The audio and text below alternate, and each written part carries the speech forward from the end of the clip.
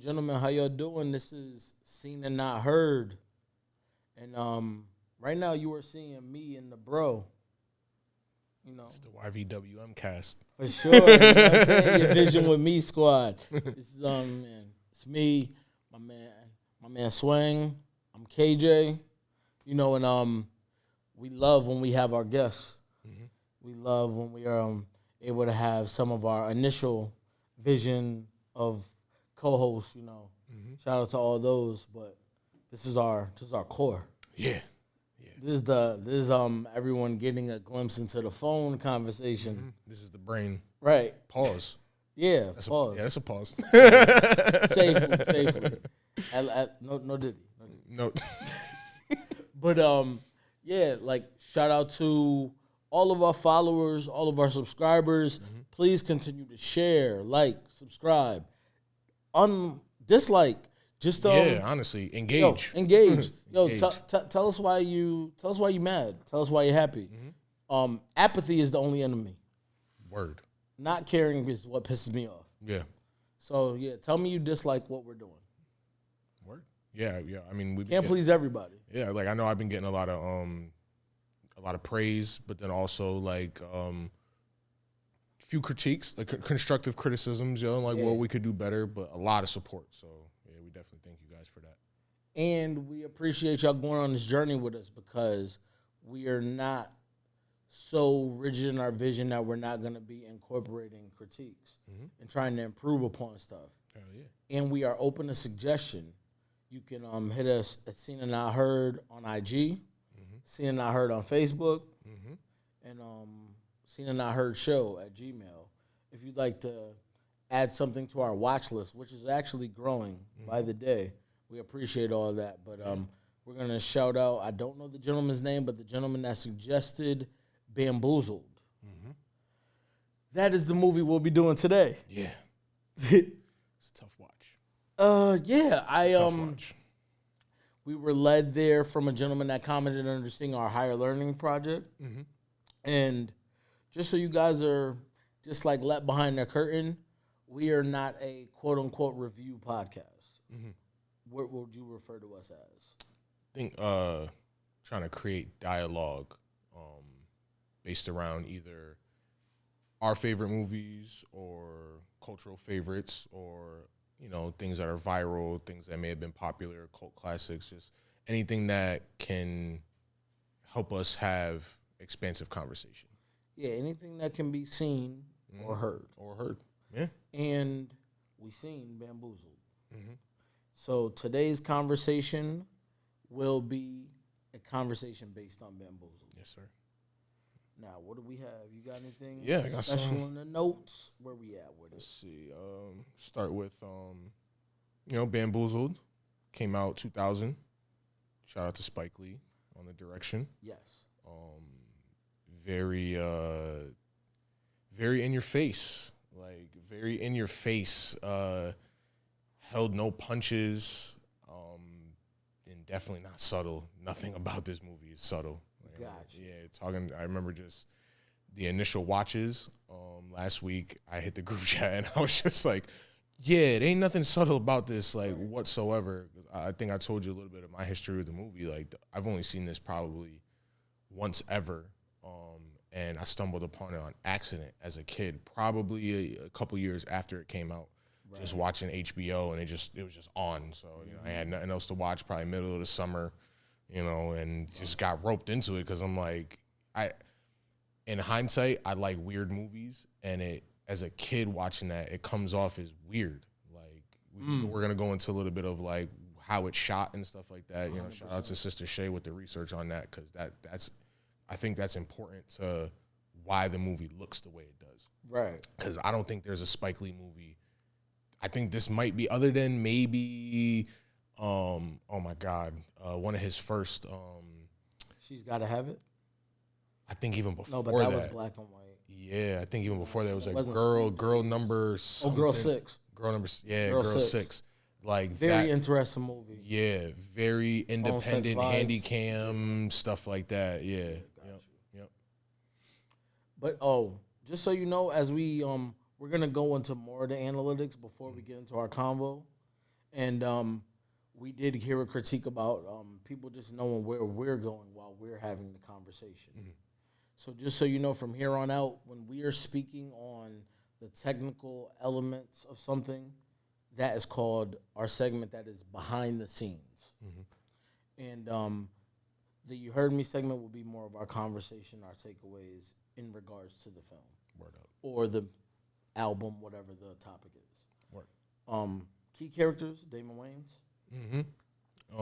Jada Pinkett Smith. Yep. Tommy Davidson. Savion Glover. Yeah. Educated Feet. Yeah. Michael Rappaport. Right off of the off of Higher Learning episode. Shout out to the suggestion of the the project that we're doing today. But yeah. Paul Mooney. Most Def and a few other rappers. Bay. Yeah. Charlie Baltimore. Also known as or whatever the AKAs are now. Yeah. Charlie Baltimore. Mm-hmm. MC Search. Cannabis. I didn't notice it was Cannabis because he didn't. I think he had like half a line, but I didn't notice Cannabis was also in the collective. Yeah. MC Search. Yeah. MC Search. Yep. Very black of him to be his role. But that was a little like the whole movie, like you said, like it's not subtle, but ironically there are undertones because I think like there was things set up like, oh man, like I was watching the beginning, and when like Michael Rappaport like plays this lead guy at the job, that's kind of like he's like the project manager. He thinks he knows what's going on, and he does in some aspects, but in other aspects he doesn't really know what's going on. Yeah, it's like he's trying to act like he knows more about black culture than he actually than Damon Wayans. Yeah, in the part that I think there's like majority of the people are actually missing or lacking knowledge when it comes to black culture. Mm-hmm. So if you think about it, you're talking about, say, maybe speaking to Michael Rappaport saying, "You're cool."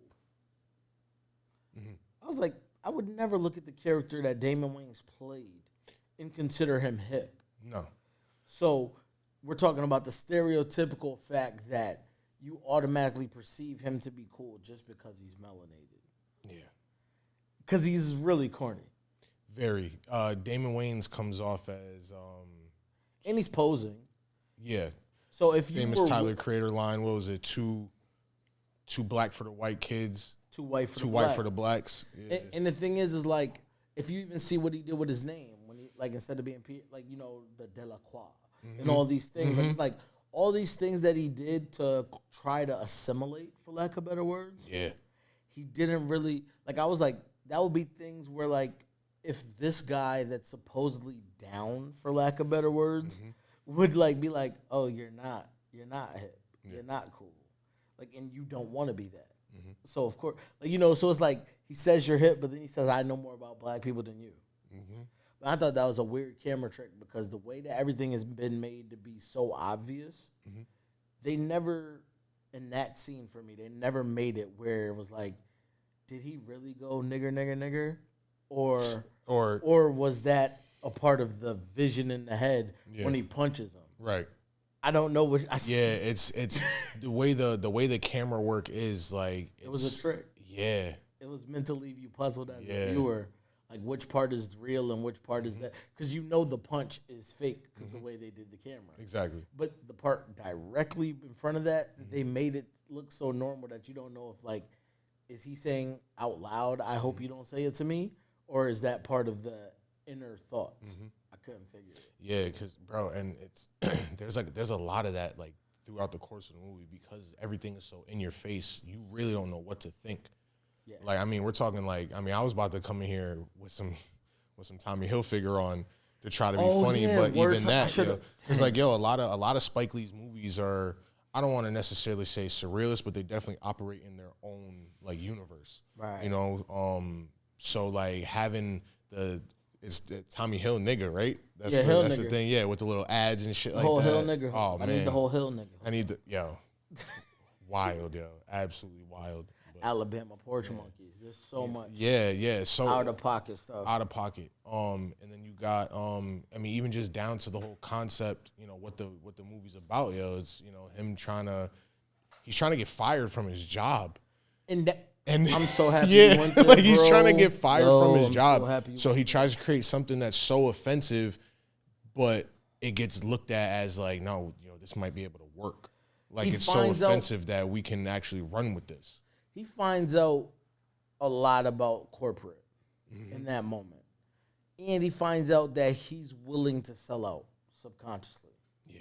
It's like he's struggling with it, but he's accepting it. Mm-hmm. Like he thinks like, oh, I'm a revolutionary because he's like, oh, I pulled the fast one on him. I'm not feeding into it. No, you're feeding into it. Yeah, he goes like, he dives like head first. He kind of dips his toes in the beginning. The writing room is a moment where I feel like he's like, oh, I stood up for us as a people. Yeah. As a people, I stood up for us. I said, there's no black people in the writing room. This isn't what I want. And you don't qualify just because you got your little curly fro, my Jewish friend. Like all these things that he's saying to show exactly how he feels. Mm-hmm. But then he goes right after that and like to break the barrier and as an icebreaker, he uses an icebreaker of racism. Yeah. Where he says, his icebreaker was just more or less like, yo, you know what? I'm going to say like, oh, they were too busy holding their crack pipes to fill out the job application. Mm-hmm. And I was like, why would you think you're going to do that? Yeah. Like, why would you think you're going to say that as your icebreaker? Yeah. If you're, like, I get that you're trying to act like you're going to, like, get fired. Mm-hmm. You're going to go so far, but it's like. Full send, yo. Yeah. It's full send on just trying to sabotage my career on a failing network, like, at that. And that's the kicker, yo. It's like, I think, like, Spike, watching a couple of interviews with Spike talking about the movie, like, it's not subtle for a reason. You know, it's like a lot of this stuff is happening in real time, yo. Like, we all know about even though I think it's been debunked that Tommy Hilfiger never said the N-word. Yeah. You know, like, I feel like at the time of him shooting this, like, this stuff is kind of it's unraveling in real time. Like, you know, there's what's the name of the rap group? Mau Mau? Mau Mau, yeah. So you got Mos Def and Charlie Baltimore and, you know, all the rappers in the movie portraying this fake rap group. You know, like Charlie Baltimore almost looks like a fake Erykah Badu. Yeah, I remember with the get up and everything. She had their head wrap. They're trying to, you know, buck the corporate rap system. You know, so like, you know, we hear all these stories about, you know, rappers signing 360s. Even back then, you know, the record industry sucks. The record industry is never going to play conscious rappers, which is what they're trying to represent, and how they get roped into the fray. You know, you know, because was it Mos Def's Jada Pickett's brother, right? Yep. Yeah, and you know, oh, you sis, you never trying to help me, blah blah blah, and you know, I know we're kind of going off a little bit, but like how she gets roped into it all, like, cause she's the one that kind of. She's conflicted. Everyone, I think, is conflicted, but she's conflicted, like, where she's on the side of, like, I know this isn't right, but I'm trying to advance because Damon Wayans' character, he's her superior, and I'm trying to show good, you know, I'm trying to be supportive and climb the ladder in the company. Yep. And I mean, that's why I think, like, it's definitely a big social experiment visually on corporate structure. Yeah. On corporate structure mixing with creative, because, like, I would say for me, like, I just look at it and I'm like, yo, I see so many people that try to make a song they don't want to make. Yeah. Or try to, and I was like, yo, you never know if, like, it's good. Like, what if it is successful? Now you're married to that forever. The lady with the white lady with the dark hair that comes in and she's got like that 10-point plan. Yeah. On like how do we, like, I don't know if she's like a marketing person or something, but she's like, she basically to make things politically correct. Oh my God. That excuse me, that might be either my favorite scene or at least one of my favorite scenes, just because it's like, again, everything is a fucking haymaker every scene is like, I can't believe they just said that. Right. And when her scene comes in, it's like up until that point, Jada and Damon Wayans, they're kind of like, this ain't gonna fucking work. And then she comes in with this plan to like, no, we could really market this. We could really make it so that this is not only shock value but palatable for other people. And it is nuts how she breaks everything down. Like I think add that to the list of standout scenes. Like I'd say when they're pitching the show to Michael Rappaport. Yeah. And he's not appalled, but he's enamored. And he's like enthralled, like, just watching all of this stuff. He's like, this is great. Yeah, what is Jackie really Robinson and like Muhammad Ali, fucking Jordan, everything in the background, all black everything. Like athletic icons. He had brothers on the wall. Shout out to Spike. Shout out to Spike. You know what I'm saying? He has some brothers on the wall. You know what I'm saying? Even at work. Yeah. So it's like, that's cool. But the thing is like, I'm watching it and like, he's happy, but he's so happy that he's losing himself. He's so happy that like, he's like, oh, this is great. This is great. Oh man. Like, no, not the projects. Plantation. Like, and I'm like, yo, don't you feel like you offended somebody? Like, you know what I mean? Like you're not even reading the room enough to understand that like everyone's not doing what De La Croix is doing. Right. De La Croix is going down this weird road with you. And then, like, it's like, Jada's uncomfortable. She's like, nah, this isn't going to work. Yeah, she's uncomfortable the whole... Majority of the movie until things start working, basically. And even then that's a whole nother... That's a whole... Yeah, because once they go live with the show, it turns into, like... That's a moment in the movie where, like, it really starts to hit home, like, a lot of his messaging and shit like that. Because leading up to that, it's corporate shit. And then now you start getting, like, public perception because they're doing the live studio audience thing. Yo, that first, like, I guess the pilot episode or whatever, like, you got some white people in the crowd looking visibly, like, shaken, for lack of a better term. Yo, they're kind of just, like, confused, like, yo, what is this? And I think it was like, you see there's a scene of the studio audience where you see two white people and a black guy to say they're like to the side of them. So there's three of them right there. And when the black guy laughs, it's like he gave them the okay. The okay. Funny. Like, it's like, okay, it is funny. Yeah. If you thought it was funny, I could laugh, right? Yeah. It's cool. Ha ha ha. Yep. Like, you know what I mean? Like, there was a lot of that in those scenes. I mean, if you flash all the way forward, because we're going to jump all over the place with the film. Yeah. I was really shocked when I seen the whole audience in blackface. In blackface, bro. And when I seen Michael Rappaport in blackface. Yo. But I thought it was if I'm allowing myself to be offended, I thought it was a masterful way to depict how something goes way further than you ever thought it was going to go. Yeah.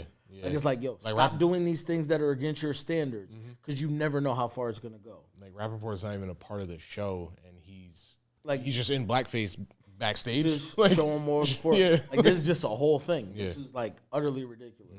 Like, and you don't know how ridiculous something can get. Like, it's like, like, I think it's a message to creatives out there that if something doesn't feel like it aligns with what you want to do, then you probably shouldn't do it because you never know how far it's going to go. Like, so at least have some inkling of wanting to be a part of it. Right. Yeah. Like, it gets tough. Yeah, there's a lot of, I think one of the times I watched it was just for creatives. Word. Like, then one of the times I watched looking at creative lens. Then one time I watched it as a black man. Got you. You know what I mean? Like, it's like I allowed myself to, like, almost, like, process it differently so that I could, like, really, like, absorb the movie from the lens of, like, oh, like, okay.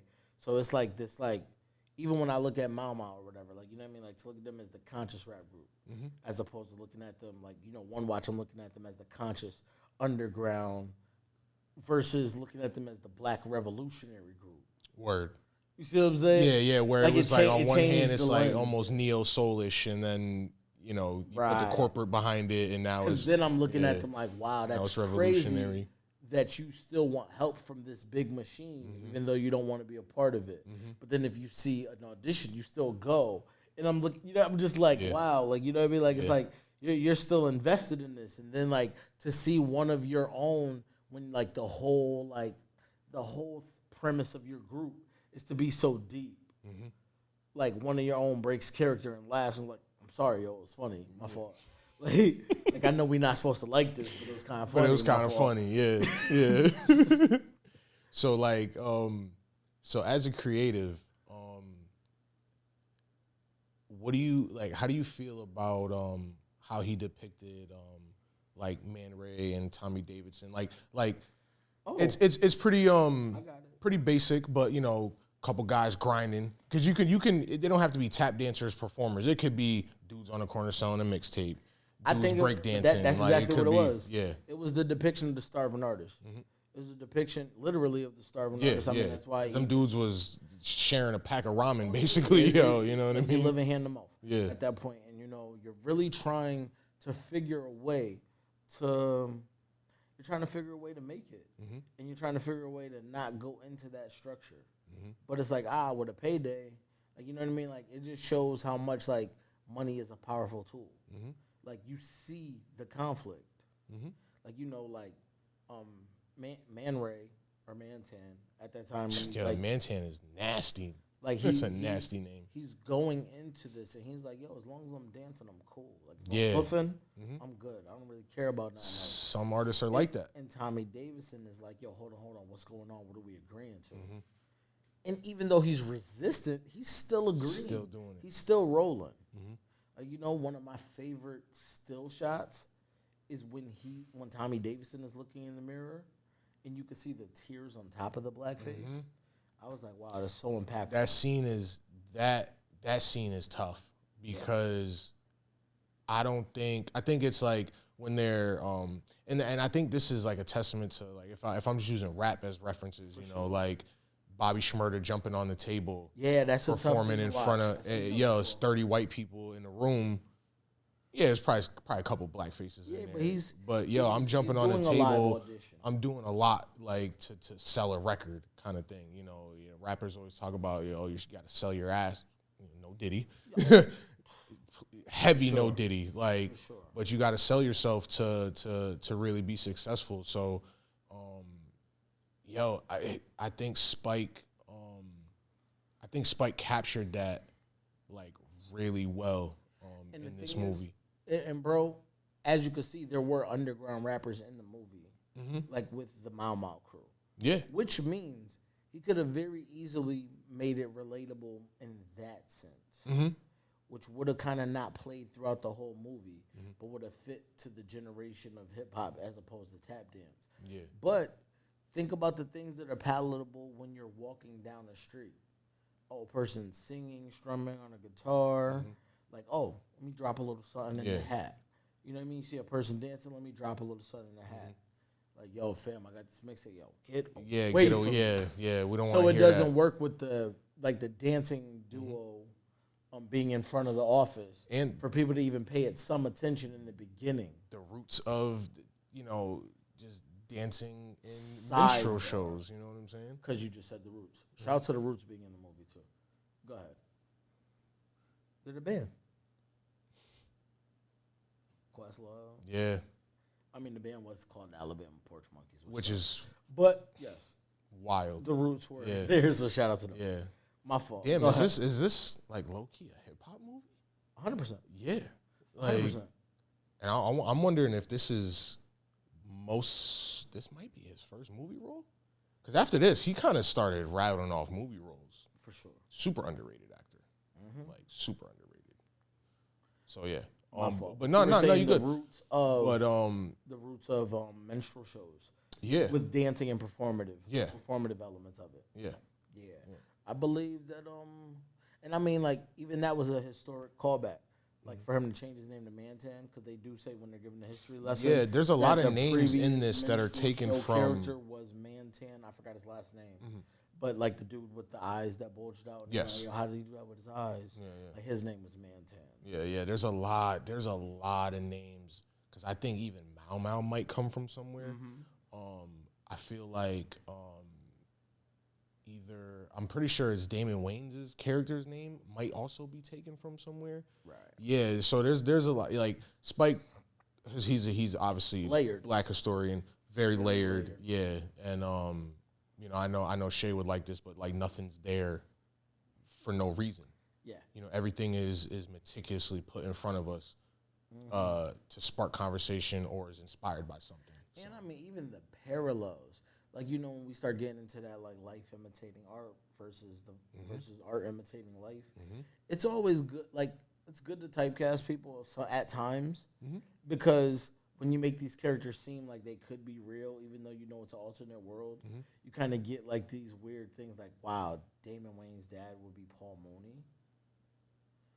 And like Paul Mooney's being his brand of comedy. I love that conversation in the movie. Yeah. You know what I mean? So it's like, oh, that's different. Because that's sorry, not to cut you off, but the conversation that him and Damon have, and he's, you know, at the end of it, he says, just remember what he said, always keep him smiling. Right. And that's such a, you know, while he's trying to tell his son some real shit, that's also something that is so like an antiquated, like, you know, like, I don't want to say he's shucking and jiving, but that goes to shucking and jiving a little bit, which is like, yo, it's like disarming white people. It's funny if you're being funny around them, bro, because he's code switching. Like material wise, you think his approach would be revolutionary. Yeah, like that he would almost more fancy the type of thought process of a modern day member of Mau Mau. Because what he's doing is he's doing stand-up and making people uncomfortable about culture. But then for him to go in the back and say that, it's like, oh, like, I found my way to put this in their face, but I'm still making them smile. Yeah. So I still kind of agree with code switching. So I'm fine with the fact that you've changed your name to Delacroix. I'm fine with the fact that this is your approach to things, like if you're making them laugh and you're performing. And, like, you know, like, all this stuff, he still wanted his dad's approval at the end of the day. Even when his mom is like, yo, this is offensive. This is ridiculous. Yeah, when she calls him, is like, I'm dismissed her and was in like, you. well, just tell I just want to know what dad thinks. Yeah. Like, this isn't your gift, so you wouldn't even understand it. Like, I want to know what he thinks about it all. Yeah, it's funny. I find different movie, but same type of concept. I don't know if you've seen like The Hateful Eight. No, but so Sam Jackson plays like a former like Army lieutenant for like the Union. Takes place like post Civil War, but his character carries around this Lincoln letter. It's like him and it's like a legend that him and Abraham Lincoln were pen pals. So the way, spoiler alert, I guess, you find out that the letter's fake. So, but it's disarming to white folks. When they're like, oh, I hate you because you're black, basically.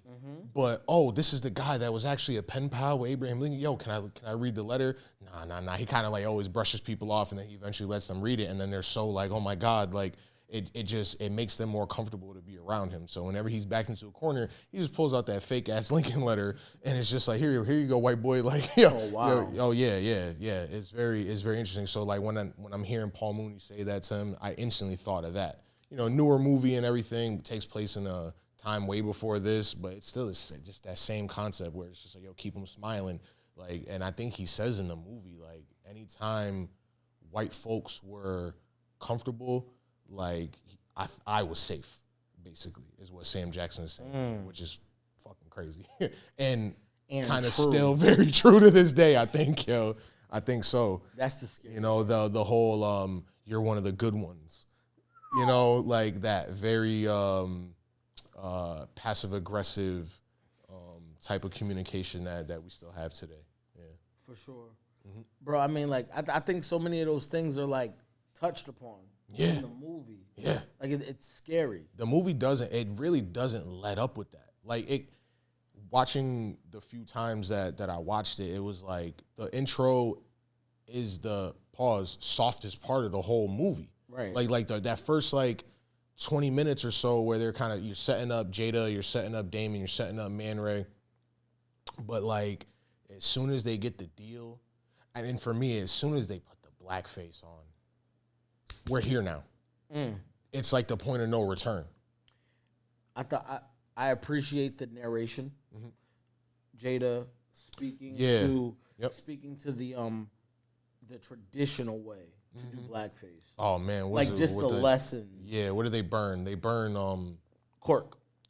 Yeah, and knowing Spike, yo, Spike is so whether it was educational. Yeah, I didn't know that stuff. Yeah, he puts a lot of history into almost all his movies. Yeah. In one way, shape, or form. Even movie like Inside Man, you know what I'm saying. There's always something in there that is very real, even if his movies operate in his own like surrealist type of universe. Right. Yeah. But that was tough. Like again, I like that. To me, that's probably one of the most memorable scenes in the movie. Like, and a lot of history. Of behind the scenes, we do have notes from the desk of Shay. Yes, sir. Sister Shay killed it. One time for Babe. I think shot mostly on digital video. Yeah, again, I alluded to that. Like it doesn't look like anything else that Spike has done. And then said very inspired by Dog Me 95. Yeah, she said that's a film style, right? Yeah, from Danish filmmakers. Style. Yep. That founded it was Lars von Trier. Yep. Yeah. And Thomas Vinterberg. Yep. Strict rules of it. Must shoot on location. If props are needed, must pick a location where the props are there naturally. The sound must never be produced apart from the images. So I'm guessing that means they're probably just using raw sound, natural sound, natural so lighting. Background, like you hear birds chirping, that's what really happened. Yeah, any background, just noise, cars passing, anything like that. No special lighting, and cameras must be handheld. Word. Yeah. What else was there? She had two types of films used. Yep, 35 millimeter film, which she said follows the Dog Me movement, and then Super 16 millimeter, which was how the minstrel scenes were shot. Yes, which is interesting. So, yeah, shout out to the research. Yo, it's dope for real. Teamwork make the dream work. Thanks, baby. No bull. But nah, man. I mean, watching the decline in emotions from being happy you're getting paid to like, I can't take this. And Tommy Davidson did a lot for the movie. His acting was great. Yeah. And I mean, kind of underrated. Yeah, a very understated character in this movie, in my opinion. Yeah. Because I mean, like, it's like he's there. He's inspiring Man Ray until Man Ray becomes Mantan. And then, like, he's, like, kind of, like, trying to keep his ego in check when Mantan has the issue at the choreography practice, the dance practice, when he kind of erupts on the youngin'. Yep. I think the youngin' had on some FUBU, if I recall. Shouts out. Sky blue joint. Shouts out. You know what I'm saying? and then he quits. That was a very emotional scene for me. I think if I didn't cry, I probably was close to tears. Word. Like when he actually did the part when he mocked the old slave voice, I'll dance for you. The massa, you see his eyes do that drawn out and all that shit. That drawn out look where I was like, wow, like for him to just tap into that, it was like wow, watching that. Yeah. Like I said, man, it's from that first black face scene, man. It goes because we start to spiral. Yeah, feel like you're in a fucking tornado. Like it's literally a whirlwind of emotions and imagery, and just the themes. They punch you in the gut. Yeah, because like you alluded to it before. It's like when we get towards the end, when you see the whole crowd in blackface, it's like, all right, we're now at a fever pitch. This monster has gotten too big. Yeah.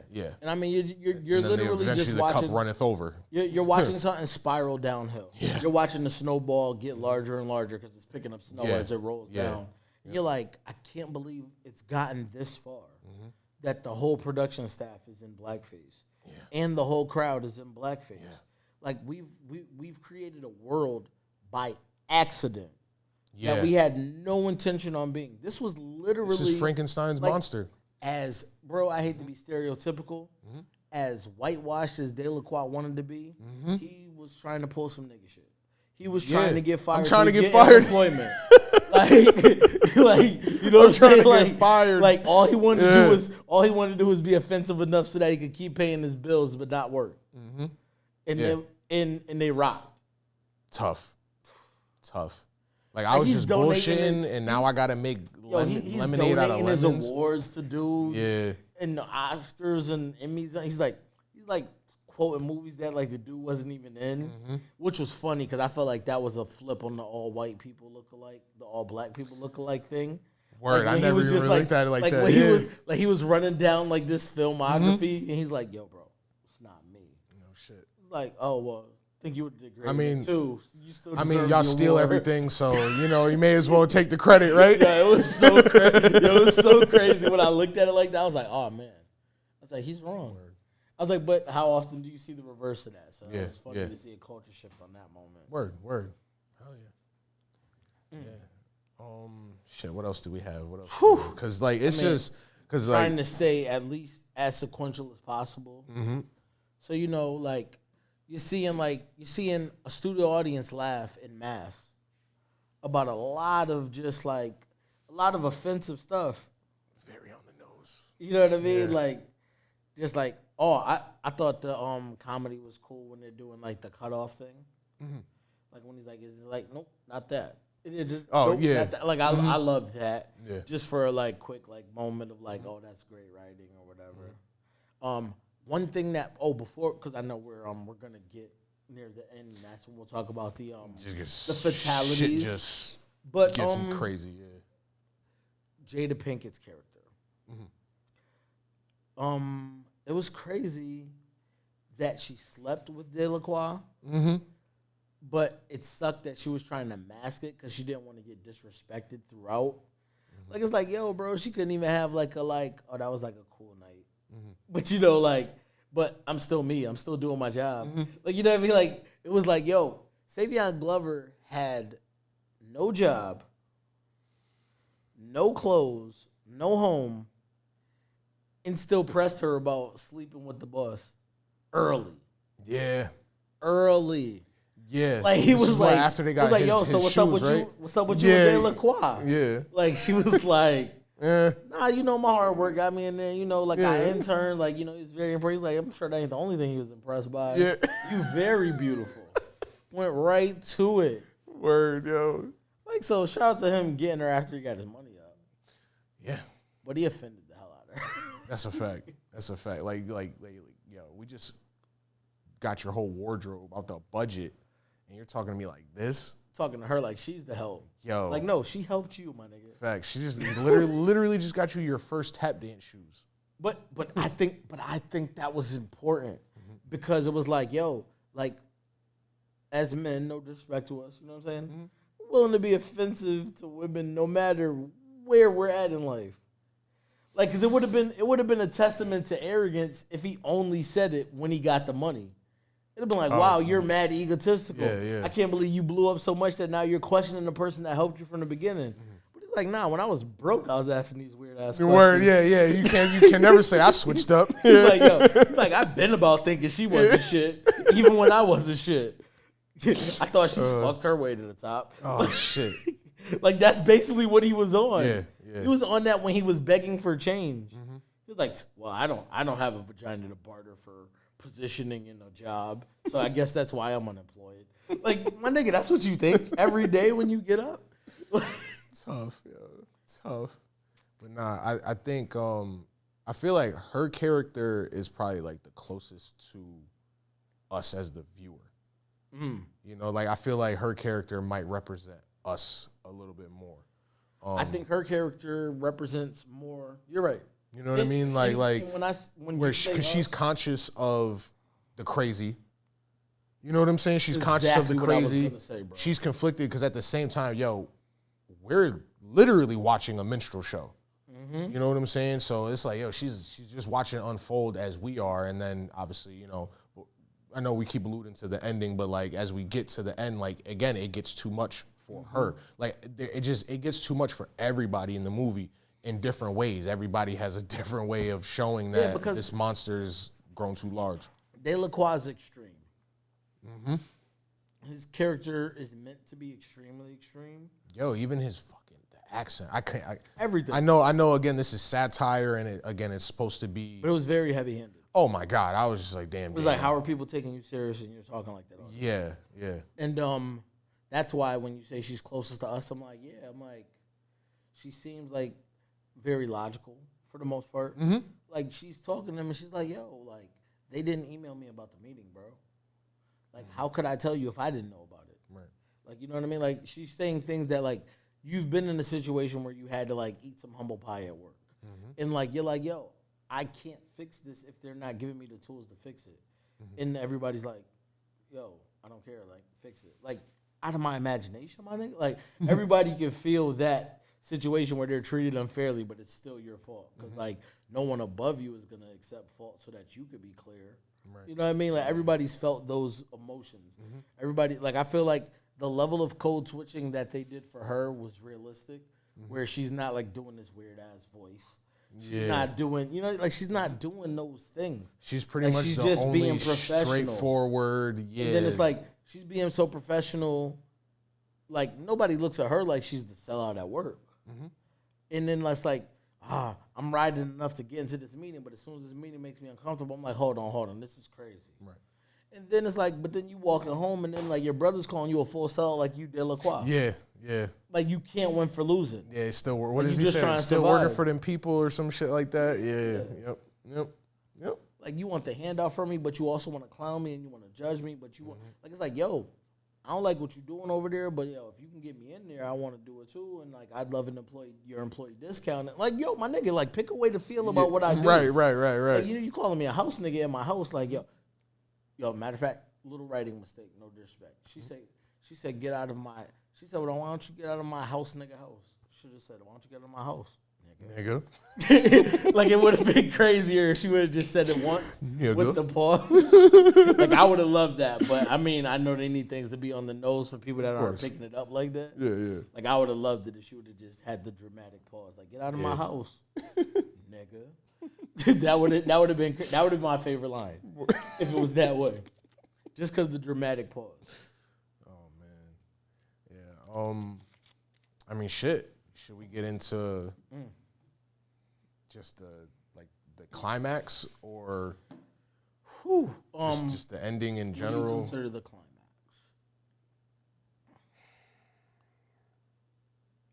So let's start at. Would it be when? Let's start at sleep and eat quitting. Yeah.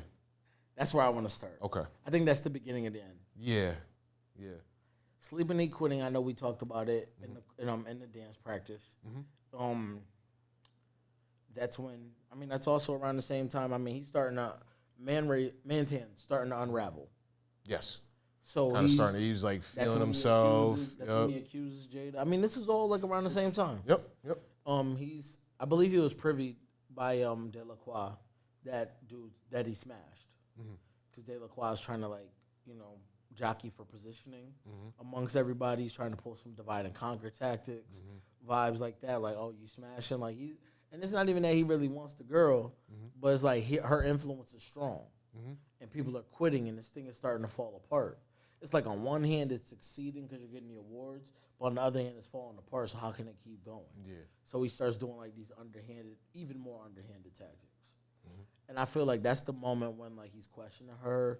And then he's, like, kind of refusing to change clothes. And then every time something happens, like, it's like Damon Wayans just is not cool with saying enough is enough. No. He's like, for cool, a guy, that's your funeral. Go ahead. Yeah, for a guy that was trying to quit, he's really loving the notoriety in his bullshit. Like, he's. It's like getting the fame, but not getting it on your own. Not getting it how you wanted it. Yeah. So, do you like the success, or are you mad at how you got it? Right. And they don't even lean into how the duality of how he's feeling. But that's because the movie wasn't written for the creator. That's the second story. The first story is about cultural stuff. So, you know what I mean? Like, it's like if the movie was about the creator first, there's more scenes that show how torn he is. But that's cool. Yeah. I mean, shit, we get, speaking of, an interview that I saw with Spike talking about, like, predicting things in his movies. We get to the part in the movie where Mau Mau has had enough, and they kidnap Mantan. Yeah, they do. And start promoting that his it's gonna be Mantan's last dance. I think they said, or last. Yeah, I think it was last dance. Early internet streamed. Days. Yeah, it's live streamed. 2000. In 2000, which is kind of crazy. Masses. You know, and Spike was saying, you know, he's like, yo, he was like, I wrote this in 98, you know, 98, 99, filmed in 2000, and then, you know, post 9/11, when you had Al-Qaeda beheading journalists and other captives and stuff like that on camera, on the internet, right, for everybody to see, you know, very snuff film. Like, right, you know, very, very intense, yo. But yeah, that was nuts. And then just everybody feeling like, you know, as before it even happens, you got everybody that's concerned. They don't know what the hell's going on. And when they're all watching it live, yo. Now, do you mind me stopping you? Go ahead. I know I asked in our outdoor conversation, but for the some terminology. Yes, for anyone that's watching, I'd like you to give me the definition of snuff film. Of a snuff film. So a snuff film is a piece of cinema that usually incorporates some type of real life violence or real life killing into the narrative. So there's been, I think I told you, I think a movie like Cannibal Holocaust was considered a snuff film. You said Blair Witch. Yeah, Blair Witch was like kind of like inspired by a snuff film because it was very handy cam, you know, trying to be real life. I'm trying to think. There's a few others, like especially in like the late '60s and like throughout the '70s, where that film genre started to really rise. But then even through the '90s, you had like Faces of Death. Stuff like that. People get hit by trains and hit by cars, and you know, suicides on live TV, shit like that. You know, real nasty stuff, real gory stuff. So, yeah, Spike had not that he was like proud of it, but in the interview that I had watched, he was just like, yo, you know, a lot of my movies may have predicted some shit, you know, before it happened, or at least, you know, predicting the future. Yeah, it was tough though, but yeah, that I mean, if we want to talk about that scene, like that shit. The dance nigga shit, you know, shooting at his feet, making him dance, you know, because what was their motive? They're just like, we just want to sabotage this whole thing, like. I mean, at that point, his celebrity is growing, and he's a symbol of what they loathe, what they hate. Yeah. So you know what I mean? Like, take it out. Yeah. Yep. And I mean, like, cancer. It's funny because, you know, shooting at his feet, educated feet. And to me, like, I mean, that was like a very big cultural undertone that's very obvious, but really more about like, yo, like our commodity is our talent. Our commodity is not our mind. Like, you know what I'm saying? Like when you're saying like, oh, like, no, he's dumb, but his feet are smart. He's got talent. He's got a gift. He's great at playing basketball. He shut up and dribble. You know what I mean? He's great at singing. Like, signed a terrible contract, but he's great at singing. Right, exactly. He's great at rapping. Like, you know what I mean? Like, not really looking for us to be the most bright people, but please be the most talented and keep us entertained. Word to what Paul Mooney said. Either you sling a crack rock or you got a wicked jump shot. Cash. Yeah. That's a fact. But yeah, you got, oh man, because everything happens pretty much at one time. So you got everybody flipping out, watching the live stream. You got the news watching it. You know, the news streaming it. Everybody watching it, and then Jada Pinkett goes to De La Croix's house. Is that right before? That's right after, right? I think it's pretty much all at the same time. Right. And she's all distraught with the gun. You know, I feel like they could have got a better prop gun. Yeah, I know this movie's filmed a certain way. Oh yeah, watching it like this. My last time watching it was when I noticed. I'm like, damn, it's a bad gun. Sorry. Yeah, it works though. It works. You know, point proven. Yeah, exactly. She's super upset. She's distraught. You know, you got this. You know, or we got this dude killed. You know, I think like, you know what's funny? Like you ever just like remix something in your brain and like wonder if it would have been different. Like in my head, I didn't want it to go that way. Her killing him? Yeah. Nah. I wanted him to take the gun from her and then kill himself. And yeah. I thought that would have been like way more impactful. Mm-hmm. But I mean, I'm no Spike Lee, so I think step on the art. Guy's job. Yeah. I kind of interpreted that scene not like crazy different, but just on my like third viewing when I was just kind of just hopping around and picking on key scenes. Excuse me. When he does take the gun, maybe looking at it like, let her get away. Maybe I shot myself kind of thing. Because he, the way he kind of falls, he was already there. Yeah, exactly. Yo, and we have to shout out the scene with the bank feeding. That was very symbolic when it's like feeding itself money on its own, and he's like having the hallucination. Mm-hmm. That was big. I mean, I'm sorry, I never out over that. Yeah, it's again open discussion. Yeah. A little bit of our have you seen it? Have you heard it? Segment. You know what I mean? Sure. That's definitely in there. But yeah, she shoots him. I don't think the movie really touches. She just kind of leaves the apartment. We don't even really. Yeah, the movie's over. No, it's over because the next thing we see is Mau Mau coming out of the garage, and the imagery, right? They're talking, they're leaving the garage, but then when Mos Def turns around, the lights are so bright. His face is white, like washed out. It looks white. And I'm like, is that just because we're using natural like lighting elements, or is that also something that's a symbol? Because on purpose. It's like, he turns around and his face is white. Right. And I was kind of I thought I was tripping for a second, you know what I'm saying? Mm-hmm. But like I thought that was awesome, but then they get mowed down by the cops with almost no warning. They just open fire on them. And MC searches them. The fact that they can shoot from so far, still precisely in the darkness. They're you. All wearing black. Yeah. Being black melanated individuals. But knew not to get him. But knew not to hit search.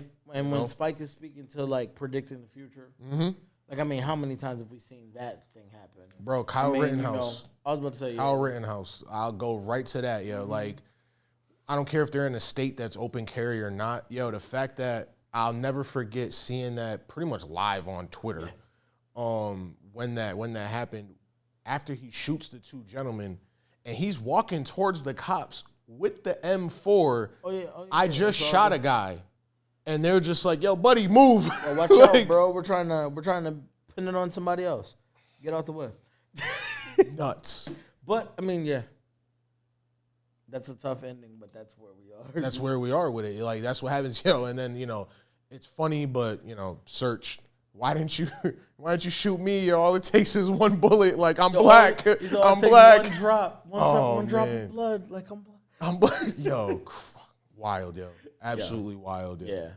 Oh man, I was trying to doing research on the movie. I was trying to see if there was like Mos Def's reactions to the movie, if there was Search's reactions to the movie. That'd be really interesting. That'd be interesting to get into. What kind of guy? I feel like we got robbed of that. Maybe there were bits, but a lot of this is before like the internet was really booming and stuff like that. So yeah, I'm sure there's probably something in the ethos where these guys were asked about. I mean, like the things that media would be able to do with something like this today. Oh man, as far as like side interviews and people doing deep dives and all the think pieces. Like imagine if it was like. I'm not saying I want that movie to get made now. Well, but what I'm saying is it's what funny. Creators would be able to do off of something like that being created. Right. The conversations that would start. Yep. It's funny you say that because there are things that aren't just like this, but you've got your Get Outs, you have the Us's of the world, you have I know Lovecraft Country had a lot of racial elements in it. Okay. There's another show on Amazon.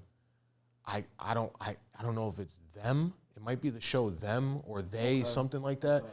That it's about a black family that moves into a white neighborhood in the 60s. Okay. But it has like sci-fi elements, but very racial on the nose. Never I want to say sounds interesting. Yeah, we might have to put that in our back pocket. But sure. We've gotten media as of late that touches on. Hand out of my pocket. Shout out to the Malcolm X footage that was in the movie. Word. Yeah, exactly.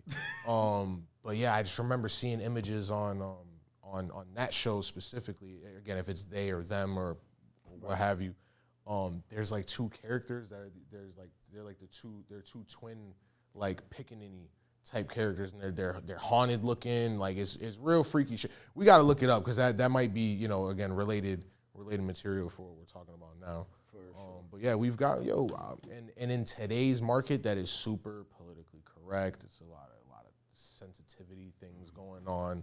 Yep. I'm surprised that we are allowed to have shit like that in the masses, you know? For sure. Because this movie in the state that it's in, I don't think that's getting made today. Yeah. It's just way too, because it's just too much. Very heavy. You know, very heavy-handed. Whereas like a Get Out is palatable. I mean, and it's also like it's built by the undertones. Mm-hmm. Like it prides itself on hidden messages. Yes. As opposed to like in your face. Mm-hmm. Even him like saying it's a satire, so you know it's a satire. You know it's a satire, yeah.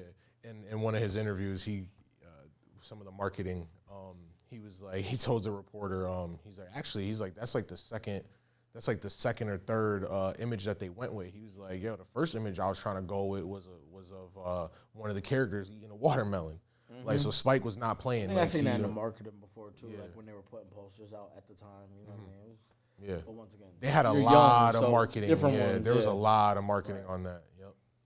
But all in all, I mean, thank you for suggesting this movie. Yeah. Because it definitely was one that we wouldn't have selected, but that was a great watch, and that was also that brought on what I hope you think is a great conversation.